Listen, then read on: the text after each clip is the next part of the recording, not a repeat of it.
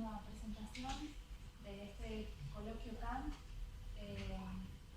Y en el cierre del coloquio va a haber una persona que también estuvo en su apertura, que es el profesor italiano Luigi Caranti, que va a presentar un comentario relacionado con su libro, cuya información estamos viendo en la pantalla. Yes, thank you very much for giving me the opportunity to say something at the beginning and at the end of this nice colloquium. I am going to present for you this debate that is going to appear in the next issue of Kantian Review. As you correctly pointed out, it's a series of comments and criticism that I received of my last book, Kant's Political Legacy. I thought it was sensible to give you an idea of the book very briefly, pretty much the table of contents, so that you can better follow the exchange that I have with these three scholars. Actually, I'm going to talk about Sangiovanni's criticism and Geier's criticism and drop Williams for no other reason than Howard Williams' comments are too benevolent, so it's not fun to reply to them. Whereas Sangiovanni and Geier poses few challenging issues that it's interesting to discuss with you. Okay, so basically the book is divided in three parts, as I was saying to some of you yesterday. One is about human rights, the other one is about Kant's theory of peace, and the third is about Kant's theory of progress. The first one is an attempt to exploit all the potential I could find in Kant's text to offer a foundation of human rights, mainly why are human rights normatively compelling. That is more promising than the three foundations that are currently proposed by scholars who work on human rights. These three main orientations are called the instrumental view, the political view, and the orthodox view or non-instrumental view. So the instrumental view about human rights is pretty much this. The normativity of human rights is explained and grounded the moment in which we simply realize that without them our societies cannot flourish, our lives are worse than they could be in a society with human rights that respect human rights. So ultimately the grounding is human rights are binding because we need them. If we are interested in having a good life, we need human rights. They are instrumental to having a good life. The non-instrumentalist view, or also called orthodox view, is a view that says, well, rights cannot be grounded on what we need. There are many things we need that do not give rise to any right. Every single human being needs to be loved, but that doesn't mean that there is a right to be loved, right? So the inference from what we need to what we have a right to is, according to non-instrumentalists, always a very risky inference. We rather need to find independent reason to show why human beings are supposed to have certain rights just by virtue of their humanity. And of course, my own foundation, Kant, which is inspired by Kant, obviously, falls within this school. It's an orthodox foundation simply because we try to ground the normativity of human rights without making reference to any interests or basic human need. Rather, we think that human interests become relevant the moment in which you have already explained why human rights claim to have this interest that's satisfied has to be taken seriously. So the orthodoxy that is currently practiced, that is the non-instrumentalist attempts to ground human rights, today it seems to me, all fail to explain, they all make a reference to human dignity, so the foundation of human rights is basically the fact that we are worthy creatures, that we have dignity, that we have a specific kind of dignity that other animals do not have.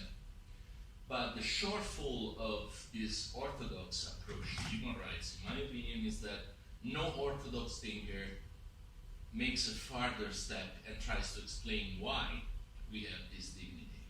So what makes us worthy creatures?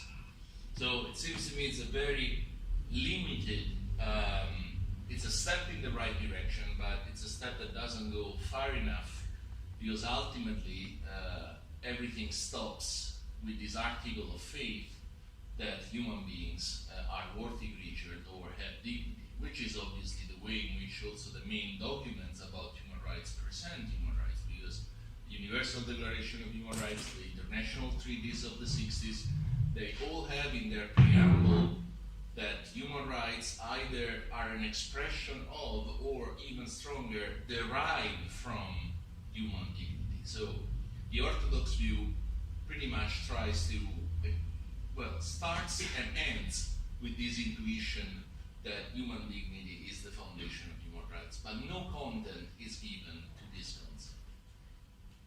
The third view, the political view, is a fairly new approach to human, starts with Rawls, John Rawls, so it's new up to a certain extent. Rawls famously introduced this idea that human rights, or better as you could call it, human rights properly understood, the proper subset of human rights is this expression, are nothing but what the international community has already decided are the grounds for limiting national sovereignty.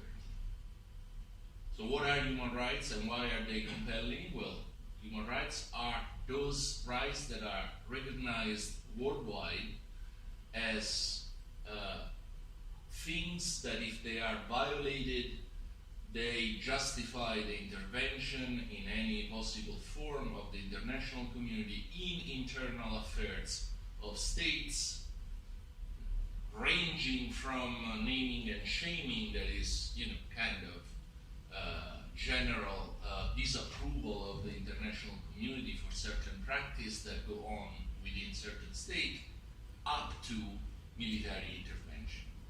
So for Rawls, these are human rights. Human rights are the things that justify interference within internal affairs, and the justification of human rights is pretty much the fact that they have been accepted de facto in the practice of international politics.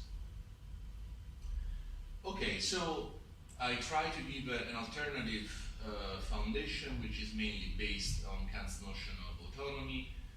I try to say something, to make that further step in the Orthodox school by trying to explain why human beings have dignity, and I don't take myself as a revolutionary here. I try to explain our dignity in terms of the fact that we are the only creatures that are autonomous in the strong Kantian sense of being capable of moral behavior. I make a gesture, not much more than a gesture, in the book to show why this is a more promising foundation of human rights, and why the usual complaint against this strategy, okay, fine, but now you are exploiting a very specific idea that was popular in the Enlightenment, actually only an important part of the Enlightenment, but still a part of the Enlightenment. Human rights are supposed to be ecumenical, Catholic, in the etymological sense of the word, that is universal. You cannot ground human rights on this specific philosophical notion that not even all philosophers agree with, and not even all Kant scholars think that is well grounded. So human rights need to have a quasi-universal appeal. If you start with this notion of autonomy as capacity for moral behavior, you are parochial, as we usually put this objection. The parochial objection is to make human rights something that applies only within your church, within your worldview, within your way of understanding the world. Well, I try to reply to this objection. It's a huge attempt because you have to go through the major religions of the world to see that this idea of individual autonomy is not just a fixation of pietism or Protestant version of Christianity and so on and so forth, but that's not the center of what I would like to do here today. And in fact, it's not even something that either Sangiovanni or Geyer or Williams take me on about. So that's the first part. The second part is an attempt to reconstruct Kant's theory of peace and to distinguish it from the theory of democratic peace, of which I'm sure you have heard, the fact that democracies do not fight each other, which take itself as a Kantian, of Kantian inspiration. So in the second part of the book, I make a strong distinction between Kant's original model of peace and democratic peace. I say that despite what democratic peace thinks of itself, it's not that similar to the original, number one. Number two, I try to show that from a purely normative point of view, Kant's model is much better and much more convincing than the model offered by democratic peace. The third and final part of the book is about Kant's theory of progress, probably the most speculative, which means pretty much likely to be wrong, part of the book, in which I defend Kant's progressive view of history.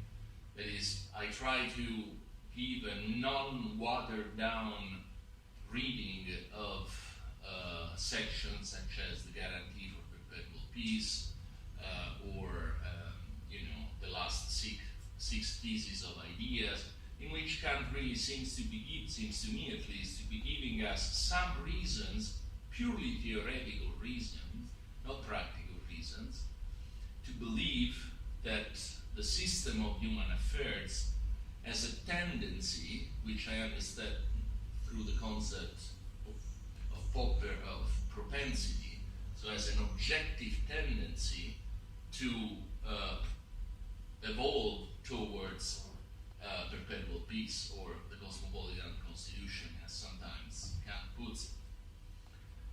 You understand why I said it's speculative, because it's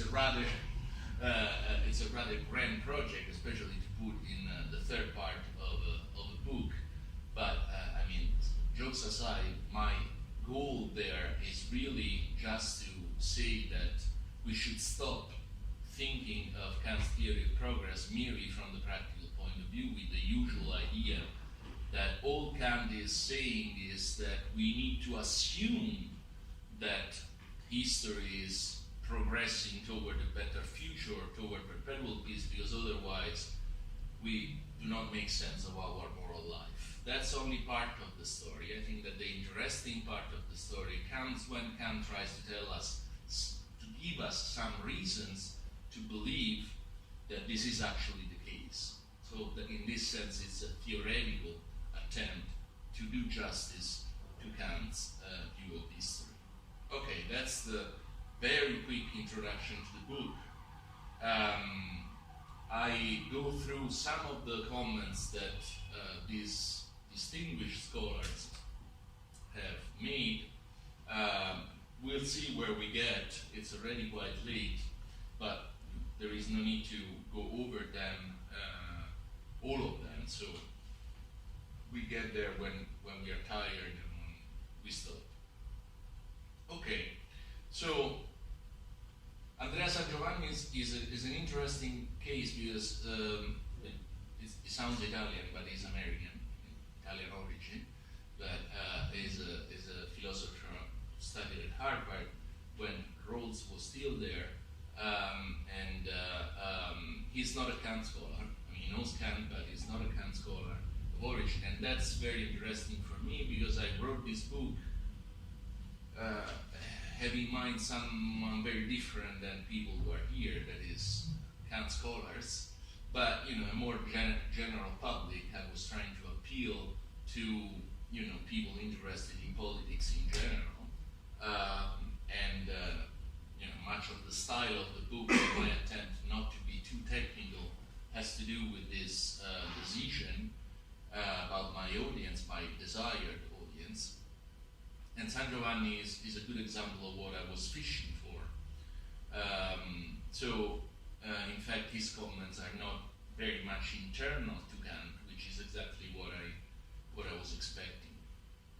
Okay, so let me read a little bit. Andrea Sangiovanni's comments all focus on the first part of Kant's political legacy. After a resume of my book, he moves 4 major criticisms, 3 of which relate to my idea that autonomy is something that we should look at if we want to explain why we owe things to humans simply by virtue of their being human, which is the main idea behind human rights. Following Kant, as I was saying, I argue that we are autonomous creatures and that our autonomy bestows on us, gives us an inherent worth, and as a consequence, dignity. The reason is that autonomy makes us capable of agency fully unrelated to our sensuous inclinations, to obey a principle we perceive as morally mandatory. Kant says that autonomy places us above the natural world. Less emphatically, we could say that autonomy makes us creatures that systematically escape the description of themselves, that make them merely intelligent pursuers of their own well-being and preoccupied only with the satisfaction of their desires. But here is Sangiovanni's first problem.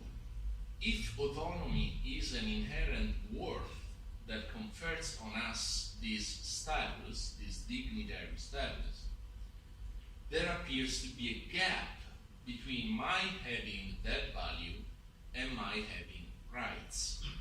So, first criticism he has, okay, let's take seriously this idea that we have this inherent value, but there is still a gap between having this inherent value because we are autonomous and having rights. Why does he think so? Well, ironically, this gap would be similar to the one that I myself spotted in another account by James Griffin, who moves, in my opinion, without justification from caring about agency to having a right to the conditions that make agency possible. So you see in Griffin you have an example of instrumentalism. Basically he says everybody cares about being an agent, everybody has an interest to remain an agent, therefore everybody is committed to recognize the importance of the conditions that allow us to remain agents. And since human rights defend these conditions to remain agents, therefore human rights are granted.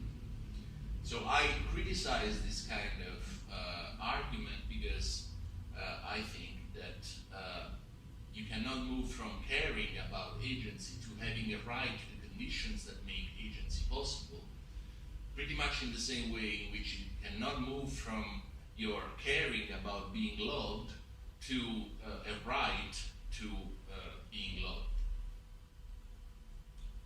Okay, so, but Sangiovanni thinks that a gap similar to the one I was criticizing against Griffin can be also detected in my account.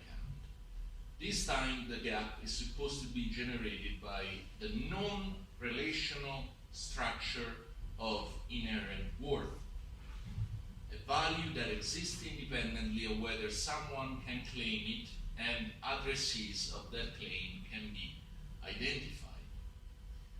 And so on the one hand, we have this inherent value with a non-relational structure. So this kind of, my idea that humans have this inherent worth linked to their capacity for moral behavior. And on the other hand, rights that have a clearly relational nature and structure. And for Sangiovanni, this makes my foundation already suspicious, because if it is supposed to be a foundation of rights, and I start from something that has a nature that is completely different from the things I want to ground, then there is something that is not working. So to explain his point, Sangiovanni gives the example of a great, extremely beautiful, hence valuable painting, which as such has intrinsic worth. In this sense, he thinks great paintings can be said to have dignity. They bestow on us duties that's beyond questions. We are, for example, to preserve them and pass them to future generations. But it would be bizarre, Sangiovanni continues, to say that they have corresponding rights against us, because they cannot in their own name make claims on us. And in the same way, even if autonomy were the high value I claim it to be, autonomy would still be unable to generate rights against specific addressees. Autonomy, for example, may be able to protect people generically against torture, but is unable to protect me against you torturing me. So, I don't know if the point is clear. He's saying, look, imagine a great painting. We can say that this great painting has an inherent worth.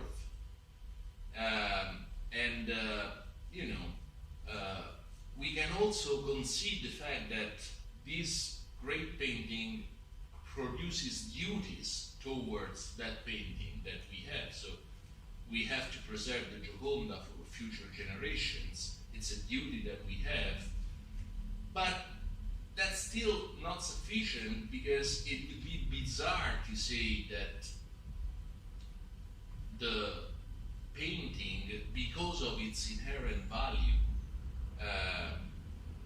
can make a claim on us, the way in which, to the contrary, usually humans are thought to be making claims towards other humans to have certain rights respected. So non-relational structure and relational structure that collide. Okay, so if this is what Sangiovanni has in mind, the first criticism has to do with this relational, non-relational structure. This is the way I would address his criticism. Well, to begin with, even granting that paintings have dignity, an expression not accidentally rather strange, this dignity is quite different from the one Kant attributes to humans. As Sangiovanni knows, the value of the painting is that of a commodity. In fact, it has a price on the market, like anything that is valuable to us, because it satisfies some desire or serves some interest. So to say that a painting has a value is pretty much to say that it has a value on the market. And it has a value on the market because its beauty appeals to us. So it's the value of a commodity, basically, of a good. And the painting would be worth nothing if we did not take aesthetic pleasure from seeing it. Now let's recall the passage from the Metaphysics of Morals, in which Kant basically says that anything has a price in the world except persons, except people, because people display autonomy. It seems that the dignity of a great painting does not fall in the same category of that of people. This should already caution against the impression that what I mean by autonomy can be somehow likened to what we all mean by the value of a great painting or any other commodity. Quite simply, a great painting has a commodity-like value, not a dignity. In fact, people usually do not say that paintings, even the best ones, have dignity. They say that they have value. Okay, so maybe that's just a terminological point, though. The second piece of the answer that I have to this first comment is that even granting that the value of a painting is sufficiently similar to the value of human dignity as Kant and I construed it, I confess that I fail to see the relational problem Sangiovanni indicates. So now I'm biting the bullet, as we say. Is it really the case that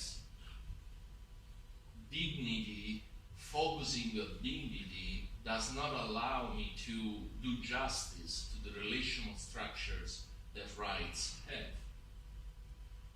I don't think so.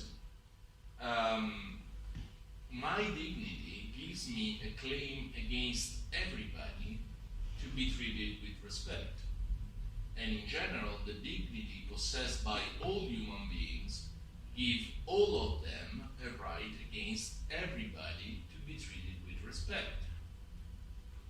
So, why is it not possible to reach these relational structures that is inherent within rights and therefore also in human rights, starting from dignity? It seems to me that there is a fairly clear relational structure there. I mean, at least that's what Kant has in mind, in my opinion. When he says each human being has dignity, he basically means that he can make a claim against everybody to be treated with respect. Now, what to be treated with respect means can be discussed, but that's a different issue. Now, we are trying just to see whether we can get to this relational structure, starting from this thesis that we have dignity. I can make this argument against everybody, and of course everyone else can make this claim against all other persons.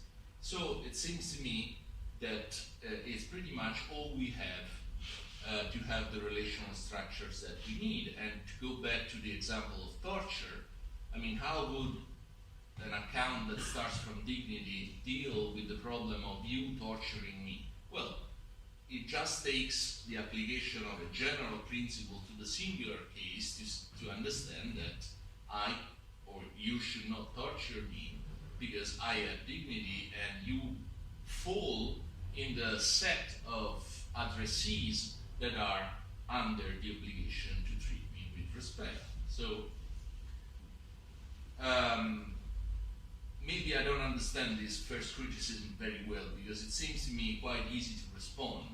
So sometimes I believe I didn't get exactly what Sangiovanni had in mind.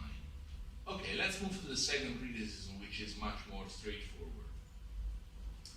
Sangiovanni's second criticism is that I'm focusing on autonomy, okay, and specifically this means to focus on a capacities to be good, not on being good.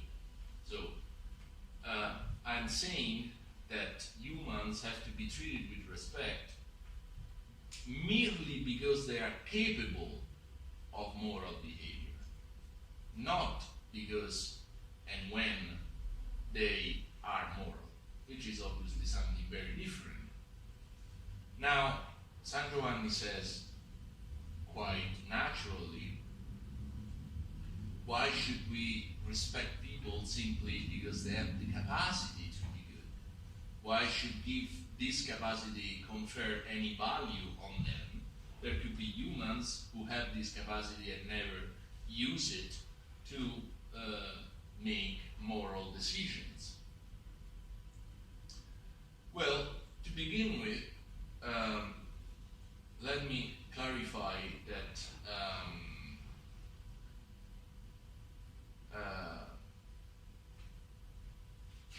I would like to react to the way in which Sangiovanni frames this critique. Because to reinforce his point, he says, I'm quoting, after all human beings can use their capacity to act morally or to act immorally.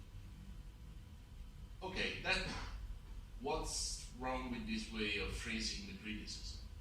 Well, what's wrong with this way of phrasing the criticism is that by autonomy in the book, and I explained that at some length, I don't mean, as I think any good Kant scholar should mean, a generic notion of freedom, basically the ability to do whatever you want, moral actions or immoral actions. When you talk about autonomy, as we all know, in a Kantian context, you talk about capacity for moral behavior. It's a distinct form of freedom, which is the real seat of our worth, according to Kant. It's not practical freedom, which he also discusses, but that at least from the first critique on, as such is no longer sufficient for the sake of morality. Anyway, so that's just a reaction to the way in which he frames the criticism. But more to the meat of his point.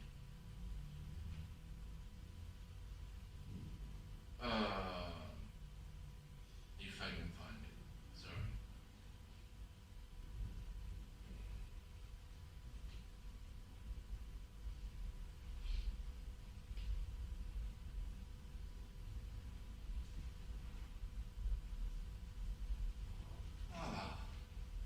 Where are you? Okay. Why do I bet everything on a sheer capacity? Does that not beg the whole question of explaining what makes us worthy of human rights protections? Okay, so I articulate my answers in three parts. To begin with, when we deal with human rights, we are trying to make sense of rights that are supposed to protect even the worst of us. But why focusing on a capacity? I think that's a great virtue of my account, because human rights are supposed to protect also very bad people, not just the good ones. So human rights are important to stop people from tearing apart dictators. Remember, Amnesty, well, maybe you're too young to remember, but when Saddam Hussein was executed in the first Gulf War, of course Amnesty International reacted very strongly to say, it doesn't matter how bad this guy is, there are things you cannot do to him. For example, killing without a process. So focusing on a capacity is good, precisely because it allows you to attribute human rights even to very bad people. So was Saddam Hussein capable of moral behavior even if he wasn't such a great guy in actualizing this potentiality? Yes, he was capable of moral behavior, because from a Kantian perspective, all it takes is to have reason and to have the ability to follow the moral law. Therefore, he must be protected like anyone else from certain degrees of degradation. So that's the first part of my answer. So why focusing on capacity? The second part is that Kant's stories, at least on my reading, is that we have a capacity that sets us above the sensible world. So yes, it is merely a capacity, but what a capacity. It's an important thing that puts us above the rest of the natural world. Now, if we have this capacity, and if this has this kind of significance, I think that we have moved a step in the direction of showing why people deserve the protection of human rights. So I don't take myself as begging the question here. I mean, if you concede me that we have this special capacity for moral behavior, it seems to me that this is not irrelevant for the sake of the foundation of human rights. Just because I'm focusing on a capacity, it does not mean that I am not making a significant step in the directions we want to make, which is to explain why creatures like ourselves deserve a certain kind of treatment merely by virtue of the kind of creatures that we are. Now, of course, you can react to the argument by saying that this asks to accept Kant's idea of a linkage between a capacity for moral behavior, and dignity. Is this an article of faith? Well, that's the third part of my answer to this objection against the capacity focus. Okay, so basically now the objection becomes, okay, fine, if we had these beautiful capacities for moral behavior, then we would be worthy of the protection that human rights promise. But it's a big if. How do we know that we are capable of moral behavior? Which is another way of saying, how do we know that we are autonomous? Okay, now, clearly from a Kantian perspective, empirical confirmation of our autonomy is not to be sought. And in the book, I refer to what I take to be Kant's strongest argument for what is sometimes called the reality of freedom, which is the main subject of the second critique, obviously. And the best argument he has for this grand thesis is the fact of reason, which it's in turn I take as the immediate consciousness that each of us has of the fact that we can at least do in pretty much all circumstances what morality requires. So I don't have to remind you of the famous example in the second critique when Kant talks about this poor guy threatened by the powerful man to give false testimony against an innocent man. No? So Kant tells us, let's try to be in the shoes of this poor guy who is threatened. We don't know whether we would resist the threat and be the hero and say, no, fuck you, dictator. I'm not going to give in this poor innocent man simply because you are threatening me. So nobody knows whether we would be so courageous to resist the threat, but we know that we could, right? So that's, in my opinion, a good way to understand what it means to have the fact of reason.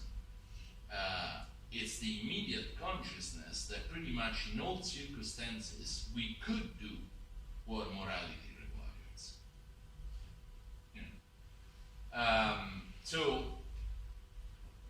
this is a kind of thought experiment that each of us can do, and short of empirical confirmation, it's pretty much the best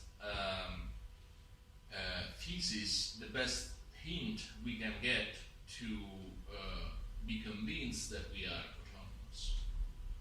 So,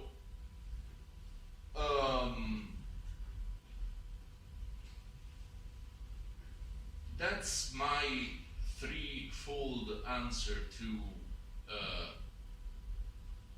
Sangiovanni general concern that starting from a capacity will not get what we need. His next worry, and perhaps I'm going to stop about Sangiovanni with this criticism, is that we may be autonomous. Okay, now he concedes to me that we are autonomous, but he says, wait, we may be autonomous not all in the same degrees. So it could be that these capacities is distributed among individual human beings in a different way, so that I am more autonomous than you or less autonomous than you. Why would we believe, as he puts it, that individuals' capacity to act in accordance with the moral law are equal? Some individuals' capacity to act morally are very high, on average, and in normal conditions they display great moral strength, resoluteness, brilliance, and courage, whereas others' capacities are very low. So if dignity, as I claim, resides in this capacity to act morally, then why should not those with greater moral capacities have greater dignity and therefore higher status? Now, if that were the case, my foundation would be a disaster, obviously, because I would be assigning human rights depending on the degree of the autonomy that each of us has. But of course, there is what Alan Buchanan calls the egalitarianism of human rights, which means that any conception, any credible conception of human rights has to be faithful to the intuition that human beings are equal, at least for what concerns the respect that human rights promises for them. Okay, so not only this, but Sangiovanni also adds another point, because he warns me against a possible easy way out from this criticism. Because if I say that the difference individuals display in moral behavior is insufficient ground to deny that we all have the same capacity, but simply that we exercise it more or less often or more or less well, then, he says, we seem to have departed very far from a common sense view of what a capacity is, and to have won the argument at the price of a highly controversial metaphysical view. So if I say, well, wait a minute, I know that people vary greatly in performance, in moral performances, but this could simply mean that they exercise more or less well the same capacity that they have in the same degree, and that does not come in degree. So it's just a question of behavioral actualization of the same capacity, but the capacity is the same. Okay, if I do that according to Sangiovanni, I have too far from what we usually understand by capacity. Okay, so how do I reply? Well,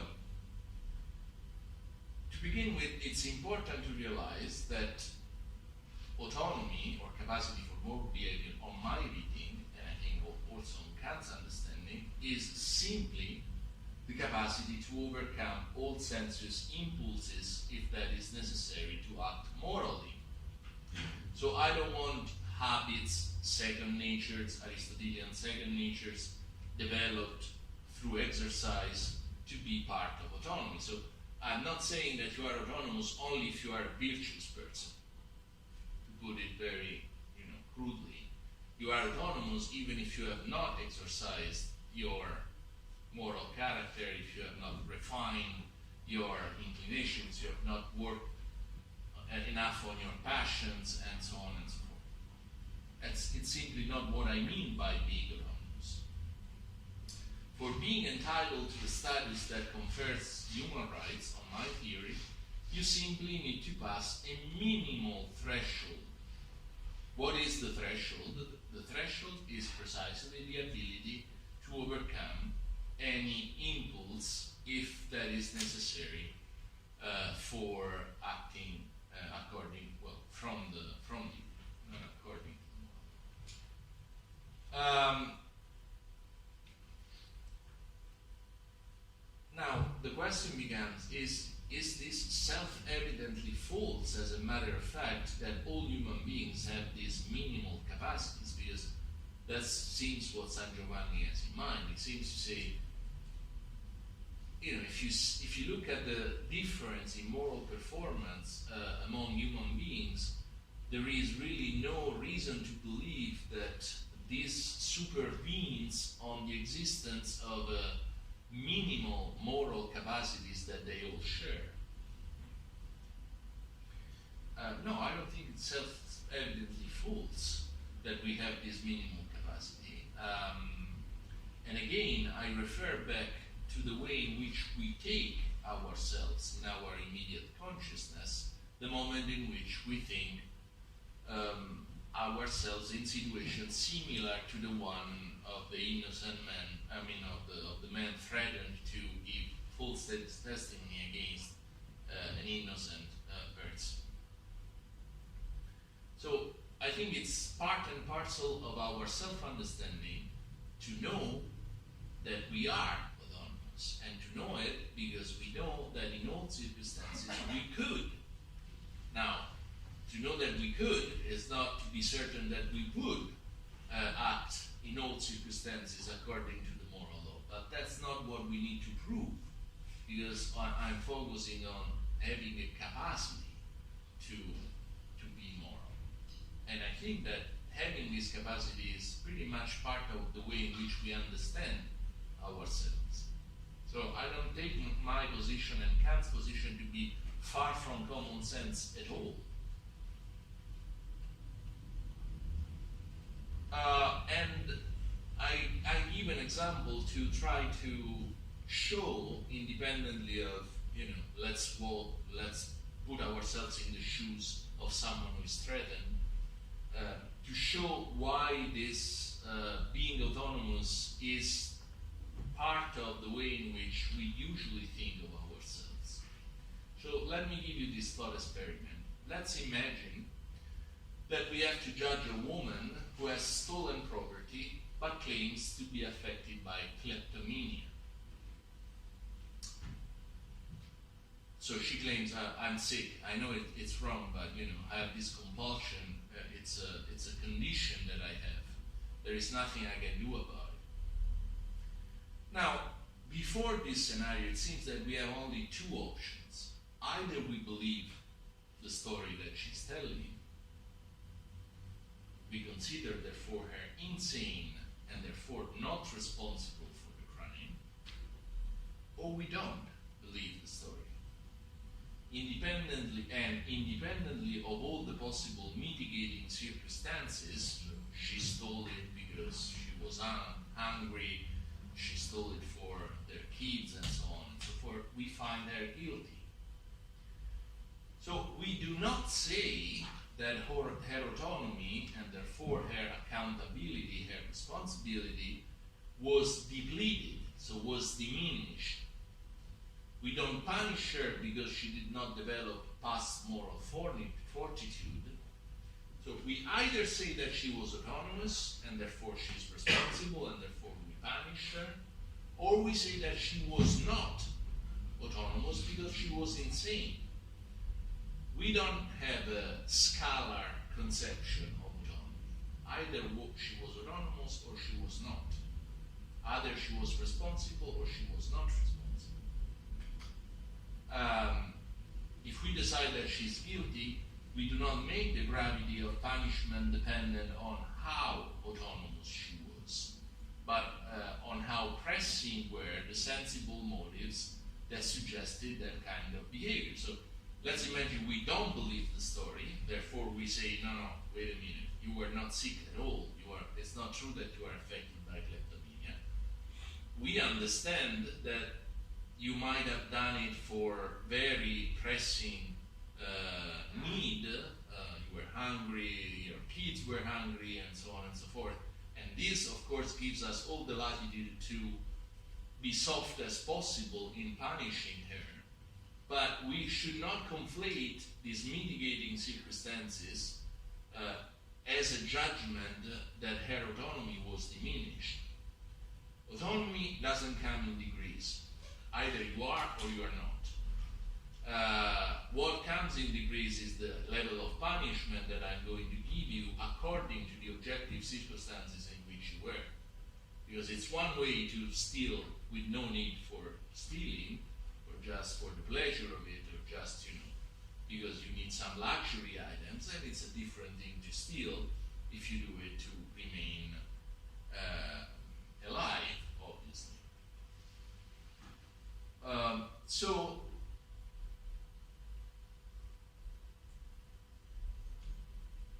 there is a final twist about this criticism that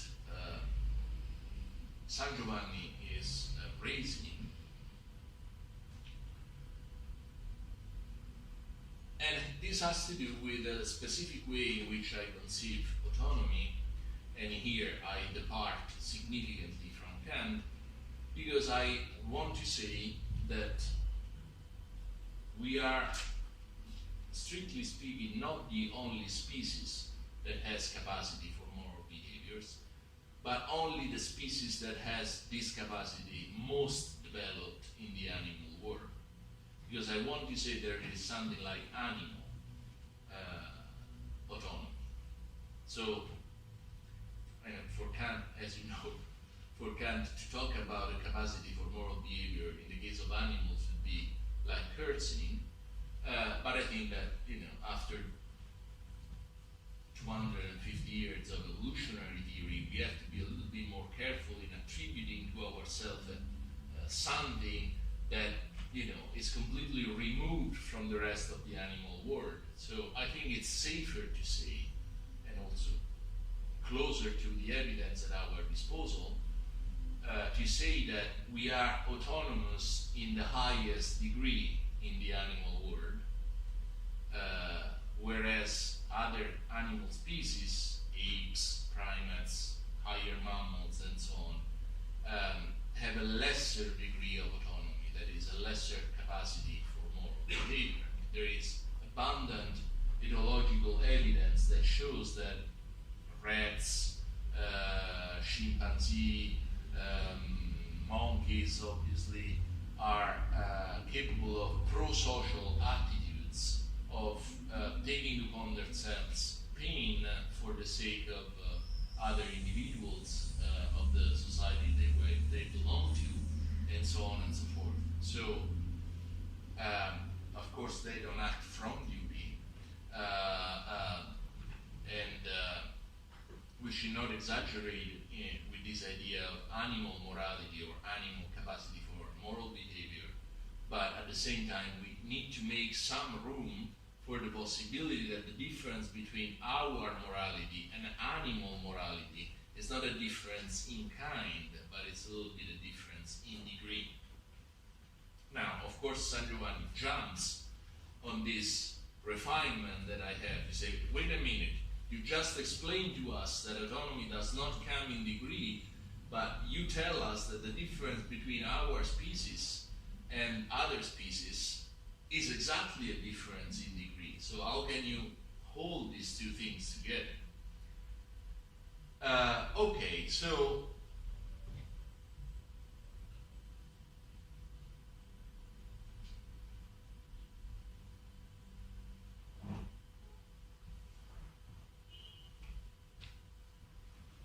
I think that there is a way of making my minimal conception of human autonomy compatible with my thesis of animal autonomy. In the book, I attributed a certain degree of moral agency to non-human primates. However, I never suggested that they reach the ability to silence all their natural impulses, that is, that they reach the minimal threshold of autonomy. So, only as a way of saying I talk about animal autonomy, because what I mean is really that they are capable of moral behavior, whatever you understood by that, which basically means pro-social attitude. So the exact way of putting the point would be to say that animals approximate without reaching the capacity of pure agency. And in fact, in the book, I attributed to them the capacity of self-sacrifice. How could one deny that dogs, for example, have this capacity for sacrifice, even for their master? But this is different. Animals seem to sacrifice themselves because the pathic impulse to save their master or their offspring can be stronger than the instinct of survival. In contrast, humans are supposed to make, or to be able to make, a conscious and detached deliberation about their course of action. In animal morality, it is just this conscious, free, reflexive endorsement of such an act that seems to be missing. Okay, that's pretty much my answer. I concede to Sangiovanni that in talking about animal autonomy, I invited this misunderstanding of saying that really I am attributing to animals the capacity to act from duty, which is something that I never said, even in the book. What I meant to be saying is that animals have a capacity to detach themselves from their own selfish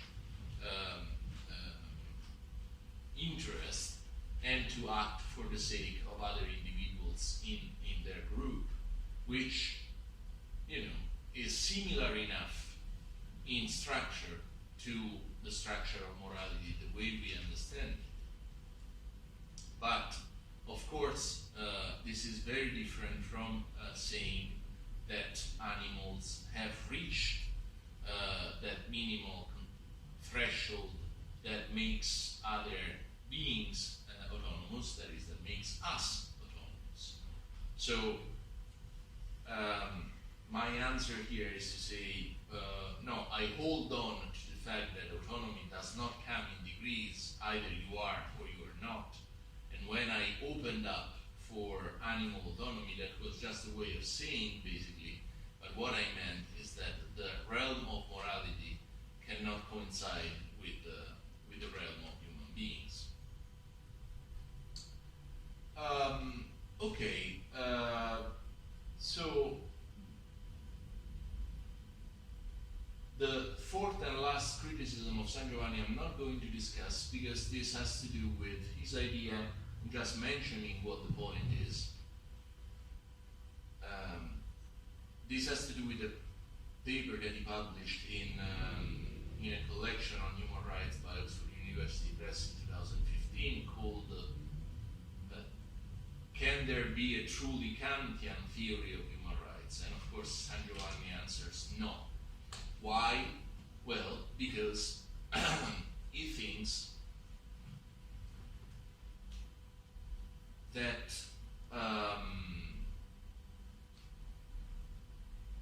for Kant, the idea of, I put it very crudely, for Kant the idea of having an external authority that interfere within the national affairs of a state is basically impossible, because this would be like an unilateral imposition that cannot be justified from a Kantian point of view. Since human rights, though, are mainly, essentially at least, opening up for the possibility of intervention within national affairs, then this makes the Kant's theory of right on one hand and the way in which human rights are usually understood incompatible with one another.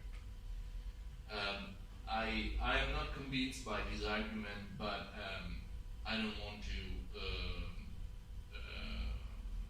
Oh my God, it's already 7. Well, I took all my time. Sorry about that. So okay, I'm not saying anything about that. I'm not saying anything about the Paul Geyer's criticism. I stopped. I apologize. I was looking at the wrong arrow in my watch. I thought it was 40, so 7:40. Okay, so I'll stop here. Thank you so much.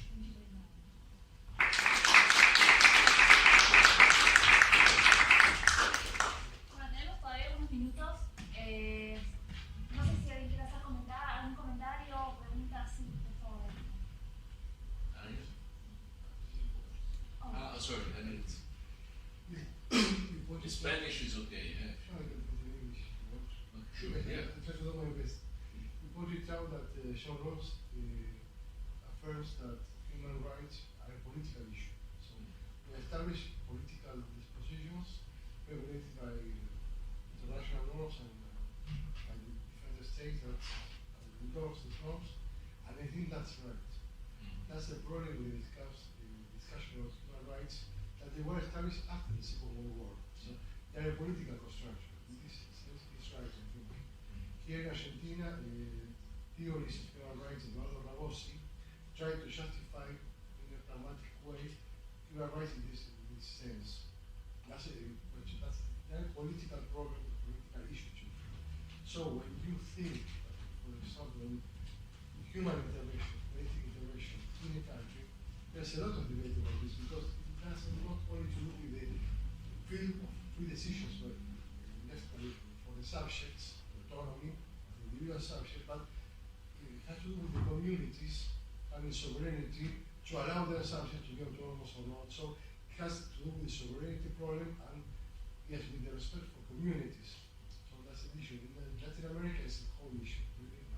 We have a tradition since the document endorsed in Montevideo in the 30s and through all Brazilian history of intercommunity intervention, a lot of declarations where Latin American countries had a tradition of non-intervening in different countries when there's a dictatorship or so, only for the responsibility to protect. So to protect the elementary condition of life of individuals, only for that, and to give food and so on, but not to intervene in the government and the rule of the community.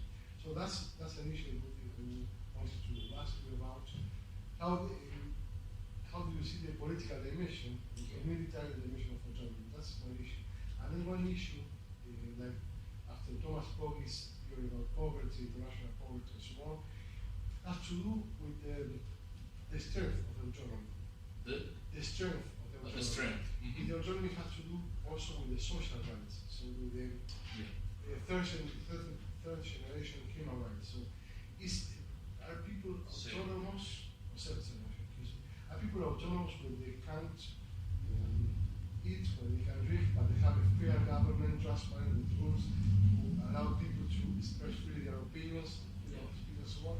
What do you think about that? Is the thinner conception of autonomy that you defend? These two issues. Yes. You want to ask your question, so we put it all. No, okay, I answered this one. Okay, you're right. Human rights are mainly political issues. But let me put it this way. Let's imagine that the world goes wrong way more than it is already going, and that the Universal Declaration is taken back, and that states or the international community or whatever is left of the international community say, you know, human rights were just a dream of these people from the 20th century, and we finally got rid of it, which is pretty much what some national governments today are trying to do, you know, Orban in Hungary, or and so on and so forth. My question for the political view is simply, would that mean that this is the true end of human rights? So in other words, I understand that the birth of human rights is disagreement among political actors, but it seems to me that underpinning what they agreed about, there is a layer of endowments that humans had quite independently of political agreement and political compromise. So these are the human rights that I am trying to ground.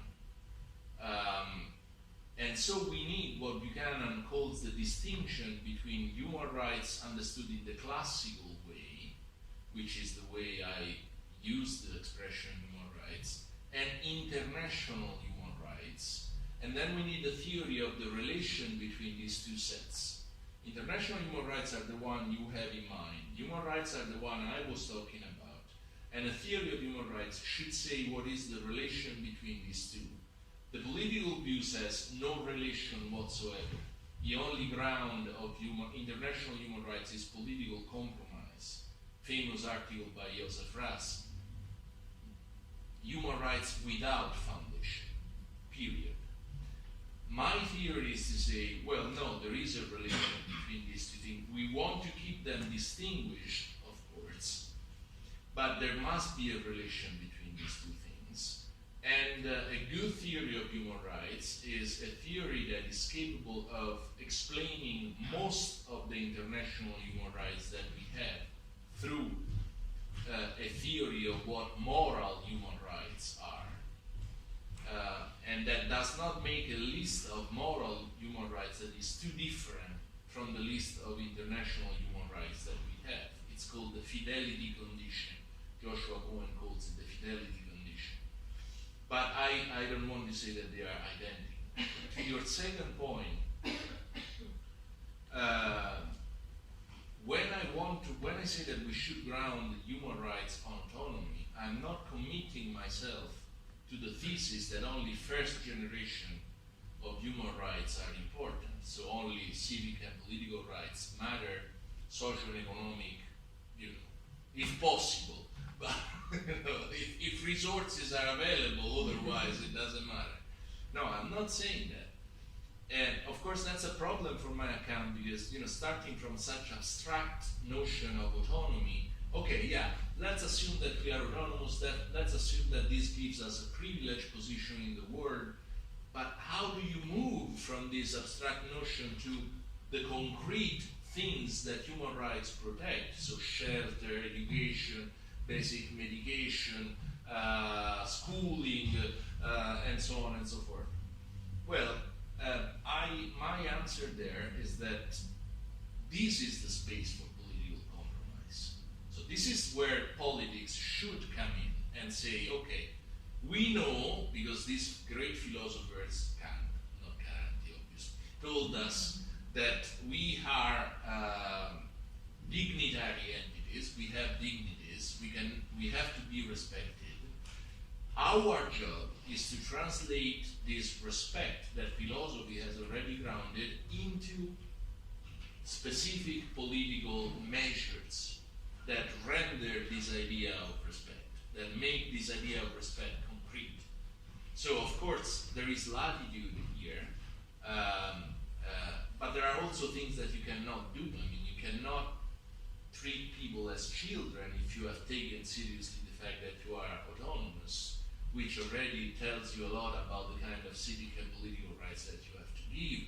You cannot let starve people because you have at least to give the opportunity to continue to be autonomous beings and so on and so forth. So again, there is space for political discussion, political compromise, debate, disagreement, negotiation about how you translate respect into specific international human rights or political decisions. But I will be already quite satisfied if we started from this main normative premise that is purely the business of philosophy to establish. Yeah, I wanted to talk about that difference between the total autonomy and the lower degree autonomy of animals, because Kant is talking about that also when he says that, well, there's one thing that's also an outcome of the good, that's the good heart, acting out of the good heart, acting because of empathy or pity, but that's not coming out of some kind of conscious principles I can give myself. That's the difference, but it can be both in some kind of good deed. He says, well, women only have the ability to act out of a good heart and out of some kind of effect. And I think that's the difference you wanted to do with the animals. And my question is then, if there was the need of another lower degree rights for that kind of animals. Yeah. Because for Kant, animals shouldn't be hurt or be treated cruelly just because of it's bad for my own morals, but not for the dog. It's for the dog. It's very indifferent if I'm cruel to him, but just for the relationship for me to myself or to other people actually. So I cannot be cruel to animals, not out of respect of them, but out of respect because for it's bad me. for my morals. Yeah, that's what Kant is saying. Yeah. So are there some kind of lower degree rights for animals if you put yes, I think that we should not treat cows or dogs the same way in which we are allowed to treat insects, because they are closer to this ideal of capacity for moral behavior that we only embody. So, yeah, that's the distinction I was trying to make. I would not say that animals are autonomous in the sense that they, step outside of their impulses and deliberate. Okay, what should I do with this dictator who's threatening me? Should I give in? Should I, think about my life, my family, and so on and so forth? This process of moral deliberation, quite detached, quite rational. And that's not what animals do. Pretty much, we are certain. I mean, again, even there is, if you look a little bit at the literature, it's interesting to see that sometimes animals are caught in what seems to be moral dilemma. Imagine a dog, you give a command to a dog, and he knows that, a cat you cannot command, but a dog you can give an order to a dog, and he knows that he's not supposed to do that. But sometimes he's very tempted to do that. And therefore, if you look at him, you see that he really doesn't know what he or she should do. That's a kind of course, it's easier to to conceptualize that kind of dilemma as a sort of pushing of two forces, two emotional forces that compete with one another and then decide for the kind of behavior, as opposed to, okay, yes, I have these impulses, but now I step back and I evaluate from a distant point of view. But in my theory, to answer your question, there is a space for attributing some rights to higher animals, precisely because they are in this hierarchy lower than humans, but higher than other kind of animals. So it's really, it's a grand ontological view of the animal world, but in a sense it's what we already do, because of course we do not treat dogs, or at least we think that dogs should not be treated the way in which insects or lower animals can be treated. And this has to do, of course, with their capacity of suffering, but also with their capacity of getting closer to a behavior that is not merely selfish or a response to an instinct, but takes into account broadly understood moral considerations. Bueno, creo que no tenemos más tiempo para preguntas. Realmente la presentación del profesor Caranti fue muy interesante, creo que tocó temas que seguramente nos conmovieron a todos, pero lamentablemente tenemos que abandonar la sala, así que le agradezco mucho al profesor Caranti, vamos a aplaudir su presentación.